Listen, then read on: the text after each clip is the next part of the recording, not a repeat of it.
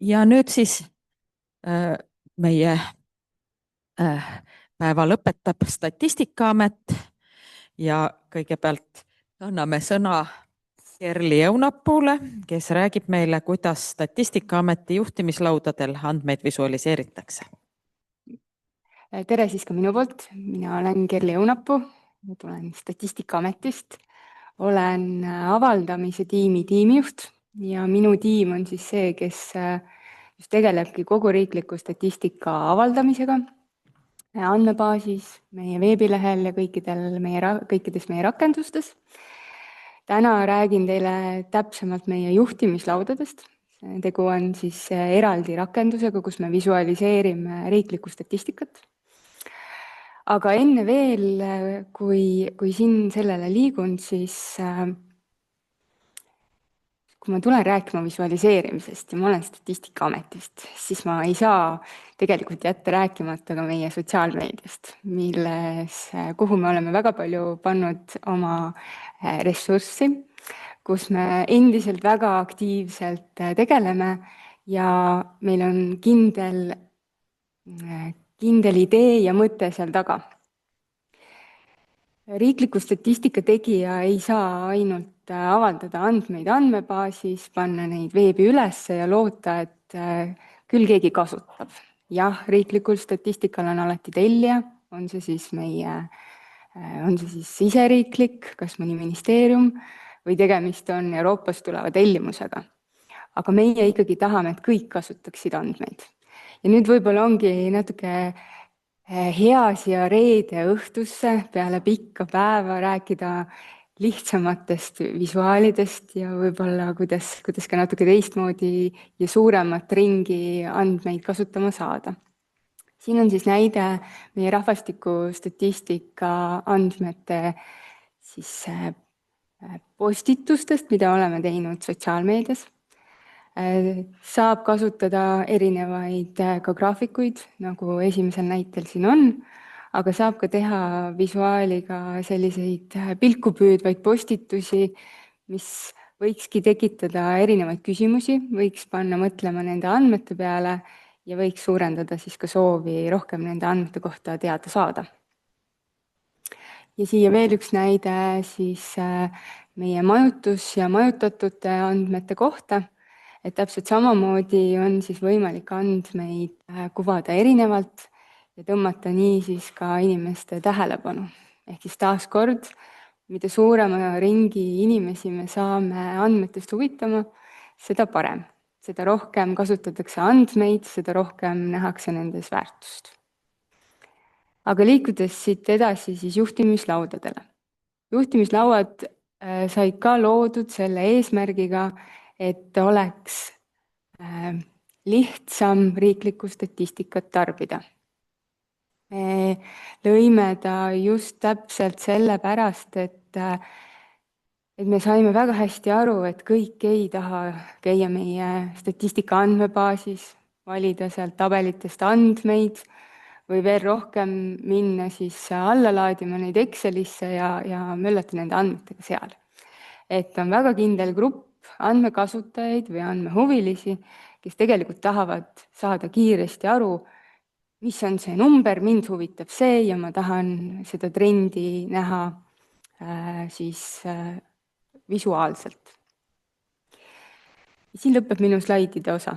Ma liigun rakendusse ja näitan teile siis, milline on rakendus, kuidas seda kasutada ja loodetavasti saavad ka nii mõneski teist meie rakenduse kasutajad. Juhtimislaudadel me tegime 3 erinevat plokki. Ettevõtlus, kohalik omavalitsus ja kolmandana on siis võib-olla natuke uuem ümber nimetatud valdkonna ülesed teemad. Räägin nendest kõigist nüüd natukene ka lähemalt. Ettevõtluse alla on koondatud siis just ettevõtteid puudutav statistika. Neid ei ole me teinud väga palju oma algatusel, vaid just erinevate alaliitudega koos. Ehk siis, kui mõni alaliit on meie poole pöördunud, et teil on andmeid, ma tahaks neid visuaalsel kujul, siis oleme loonud neile juhtimislaua. Selle aasta, ehk siis ka võib-olla ettevõtluse poolelt nüüd kõige uuem juhtimislaud, on ehitusmaterjalide tööstuse oma. Siin on siis visuaalselt ära kuvatudki kõik andmed, mis nende jaoks olid olulised, et anda siis tervikpilti ja võib-olla lihtsamini hoomata, mis luguandmed räägivad. Toon näiteks siin näite, et graafikuid on võimalik ka suuremalt vaadata, et siin on siis müügitulu ja kasum-kahjum välja toodud. Aga on võimalik ka graafikuid või andmeid vaadata erinevatel graafikutel. Et näiteks siin oleme kasutanud püramiidi, sest selline soov oli ka andmete tellijal, et ta nii oleks kuvatud. Iga graafiku juurde käib alati ka info. Seda me teeme iga juhtimislaual oleva graafiku juurde eraldi. See on nii-öelda selline nagu rätsepa teenus. Ehk siis, et kõik, kes vaatavad, satuvad selle graafiku peale, saavad kohe ka teada tausta. On ära selgitatud, on selgitus siis andmete kohta, aga on ka tegelikult viide siis ka andmebaasi tabelile, kust leiab siis algandmed. Juhtimislauad ongi selline rakendus, mis 100% töötab meie andmebaasi peal. Oleme teinud API liidestuse, ehk siis kõik andmed, mida me juhtimislaual saame kuvada, on ka need, mis meil andmebaasis on olemas. See loob jällegi teistpidi hea ülalhoiu rakenduse jaoks, sest kohe, kui andmebaasis andmed uuenevad ka nad juhtimislaual ja kõikidel graafikutel. Näiteks teile natukene ka teisi. Kohaliku omavalitsuse all on siis toodud maakonnad ja kuni siis kohaliku omavalitsuseni välja kõik andmed, mis meil piirkonniti on võimalik kuvada. Näitan teile, et igal juhtimislaual on juures ka oma graafikute valik, mis annab ülevaate ka sellest, mis valdkonna kohta leiab graafikuid ja ka graafikute loetelu. Lisaks on võimalik neid siis siin vähendada või siis hiljem juurde lisada. Ja siin ka on, nagu te ka näete, on erinevaid on erinevaid võimalusi, kuidas siis andmeid graafikul kuvada. Kui me räägime piirkonnast, on hea näidata kaardi peal andmeid, tekib kohe võimalus siit ka vaadata, kuidas kõrval olevatel valdadel läheb, ehk siis milline on nende rahvaarv. Samuti oleme loonud siia ka võimaluse võib-olla siis paremini ennast paika panna, kuhu antud vald siis kuulub, kui palju on neid elanikke. Ja siin on kohe kindlasti näha, et Tallinn siin on esirinnas. Aga samuti oleme siis selle ühe rahvaarvu alla siis teinud ka näiteks vaate, kus on nähagi, kui palju on mehi ja naisi. Neid graafikuid on võimalik siin tegelikult ka ise natukene muuta, vastavalt sellele, milliseid andmeid on soov vaadata. Nii saab näiteks siit naised eemaldada ja vaadata ainult meeste andmeid. Ja selle võrdluse juures on ka võimalik siis näiteks ka vahetada siin valda ja minna kõrval asuvasse Kadrina valda ja vaadata, kuidas on lood seal. Nii, ja ma näiteks teile tegelikult siia alla veel ka valdkondade üleseid teemasid. Kui me algselt juhtimislauad lõime, siis meie eesmärk oli seal näidata erinevate arengukavade ja keskvalitsuse tulevaid erinevaid andmeid ja näitajaid, aga see ei läinud päris nii käima, kui me lootsime. Ja siis tulid meie juurde väga erinevad osapooled, kes tegelikult tahtsid tellimustööna meie käest tellida oma juhtimislaudu. Ja nii sai sellest 3. plokist meie jaoks valdkonnaülesed teemad, kuhu me koondame siis kokku kõiki erinevaid teemasid, mis 2 esimesse justkui ei sobi. Ja viimasel aastal on mul lihtsalt rõõm öelda, et juhtimislauad on äärmiselt populaarseks muutunud ja meil on järjest enam erinevaid tellimustöid. Nii on näiteks sellest aastast meil Sidusa Eesti 2 juhtimislauda, üks on siis arengukava sidus Eesti 2030 ja alles augustis avalikuks saanud eraldi rändejuhtimislaud. Et siin näitan ka teile korra. Ja kui me olemegi tellimustööna ja välisrahastusena teinud, siis me alati paneme ka juurde märgi, kuidas see juhtimislaud valmib. Aga siia, minu aeg küll hakkab läbi saama, aga siia lõppu tahaks näidata veel tegelikult ka Tallinna statistika juhtimislauda, mis tegelikult on alles töös. Ja see alles töös juhtimislaud on juba praeguseks hetkeks meie kõige suurim. Siin nimelt on juba praegu 97 graafikut ja neid tuleb veel juurde. Võib-olla tekib küsimus, et miks Tallinna juhtimislaud on kohalikust omavalitsusest eraldi. Siis ma enne ka põgusalt mainisin, et meie kohalike omavalitsuse vaates me tahame seda võrdlusefekti. Aga Tallinn on lihtsalt teistest kohalikest omavalitsustest nii erinev oma suuruse ja rahvastiku poolest, et kui me need kõik 97 graafikut paneksime teistega samasse patta, siis teistel oleks tühjus. Ja nii tekkis siis eraldi Tallinna juhtimislaud, mis tõesti on üks meie kõige suuremaid, mida me siiamaani oleme teinud ja neid tuleb aina juurde. Aga küsimusel võib-olla, miks Tallinn üldse meie jutule tuli? Ja üks lisaväärtus, mis meie graafikute juures on ja juhtimislaual, on see, et tegelikult on kõigil võimalik võtta talle sobiv graafik ja embedida või siis eesti keeles istutada see oma veebilehele. Ja see on ühekordne töö, rohkem ei pea tegema midagi. Kohe, kui andmed meie andmebaasis uuenevad nad juhtimislaual ja uuenevad ka veebilehel, kuhu ta pandud on. Selleks on siin ilusasti jagamisnupud. Et nii on ka tegelikult Tallinn ise loomas endale ühte väga suurt mammut juhtimislauda, kus nad loovad ise oma andmete pealt erinevaid visuaale ja panevad sinna siis meie 97 ja rohkem veel juurde. See saab olema üks äärmiselt suur ja tore selline ülevaade, mida siis ka oodata, et neil minu teada veel kõik päris valmis ei ole. Ja võib-olla lõpetuseks räägiks veel ühest heast funktsionaalsusest, mis juhtimislaudadel ka on. Siin on nimelt sisselogimise võimalus. Ma siin login kohe enda nime alt sisse ja saan teile täpselt näidata, mis see siis tähendab. Nii.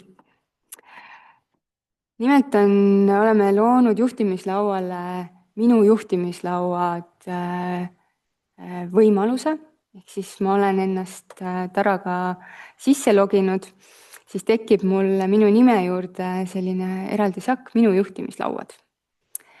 Ja nüüd ma võin käia kõikide juhtimislaudade graafikute juures, valida välja endale need, mis mind kõige rohkem kõnetavad, mis minul koolis, tööl vaja on ja panna need oma juhtimislauale. Teen siin ühe näite ka läbi, kus siis võtamegi siit kohalikust omavalitsusest, võtame mõne maakonna andmed ja ütleme, et mind väga huvitab rändesaldo. Siin on selline nupukene, pinnimise nupukene, kuhu juurde tuleb siis ka info, et lisa minu juhtimislauale. Kui sinna vajutan, siis minu juhtimislauale see just ka liigub. Nii et kui ma nüüd uuesti võtan siit minu juhtimislauad, on tekkinud rändesaldo graafik siia juurde.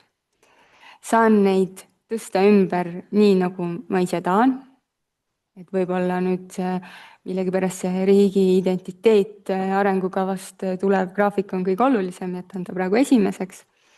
Ja ma tekitasingi endale minu jaoks personaalse juhtimislaua ja ma näen neid andmeid, mida ma soovin. Juhtimislaua üks olulisi eesmärke meie jaoks on ka hoida neid graafikuid võimalikult lihtsana. Just täpselt sellepärast, et kõik saaksid nendest aru, et see kasutajaskond oleks võimalikult lai sest et on igasuguseid võimalusi. Power BI-ga näiteks võib teha väga-väga uhkeid graafikuid, täna on esitlustel näha ka väga uhkeid graafikuid. Aga see seltskond, kes kõik oskavad seda lugeda ja saavad nendest aru, ei ole võib-olla nii lai. Ja riikliku statistika tegijana me teame ka seda, et tihtipeale meie andmete arusaamisega võib ka olla küsimusi ja esitatakse lisapäringuid meile, siis me loodame, et vähemalt kui me teemegi visuaalselt väga lihtsalt, lisame juurde kõik meie arvates olulise informatsiooni, siis on võib-olla lihtsam neid andmeid kasutada ja neid mõista. Aga siinkohal ma lõpetaksin ka. Aitäh teile! Jah, väga huvitav. Mina isiklikult teen Statistikaameti lehte küll päris tihti lahti, kui ikka mingeid andmeid otsin, aga neid juhtimislaudasid mina polnud küll enne vaadanud. Kas siin on kindlasti küsimusi? Jah, Meelis. Aitäh huvitava ettekande eest ja kenasti visualiseeritud statistikat on alati väga hea meel näha.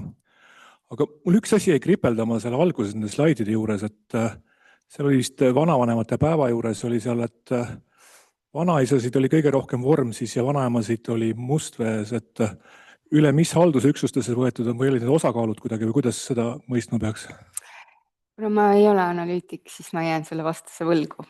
Ma saan veel lisaks, jätsin mainimata, et tegelikult iga sotsiaalmeedia postituse all on ka kirjeldus täpselt sisuga, mis sinna juurde käib. Ma saan selle sulle hankida ja kui seal ei ole piisavalt, siis anda selle küsimuse vastata sulle hiljem. Aitäh! Kas kellelgi on veel? Enel on seal küsimus? Aitäh ettekande eest! On väga tore, et andmeid tehakse kättesaadavaks inimestele, kes väga põhjalikult statistikat ei tunne. Aga nüüd mina esindan pigem neid, kes on nõudlikud ja ma küsin, minu teada on tegelikult Statistikaametis olemas andmed, mis on kogutud sõdadevahelises Eesti Vabariigis. Samuti on andmed kõigi nõukogude rahvaloenduste kohta, aga nendest tabeleid on väga vähe. Oleks väga hea, kui oleksid kättesaadavad tabelid kõigi andmetega, mis tegelikult Statistikaametis on, sest see on tõeline rikkus, millele saab edasist tööd üles ehitada. Aitäh! Ei ole rohkem midagi öelda kui nõustuda. Mida rohkem andmeid visualiseerime, olenemata mis aastaga tegu on, ma arvan, et see on suur väärtus ka. Tõesti. Minul endal tekkis neid juhtimislaudu vaadates küsimus, et jälle ka sellised statistiku küsimused, et neid graafikuid on ilus vaadata, aga kui mul millegipärast tahaksin neid andmeid, mis seal graafiku taga on, tulpdiagrammilt neid arve, et kas seal on mingi nupuke juures, kust ma saan selle tabeli ka alla laadida, mille põhjal see joonis on tehtud või mitte? Ja meil on infonupukese all on viide algtabelile ja sealt saab kohe andmebaasi tabelile, mille pealt siis on see graafika loodud. Et saab sealt ilusasti kätte. See on eriti kasulik, et kui kuskil mingis analüüsis tahaks neid kasutada. Aitäh! Kuskil veelgi küsimusi? Vist praegu ei ole. Aitäh veel kord! Aitäh!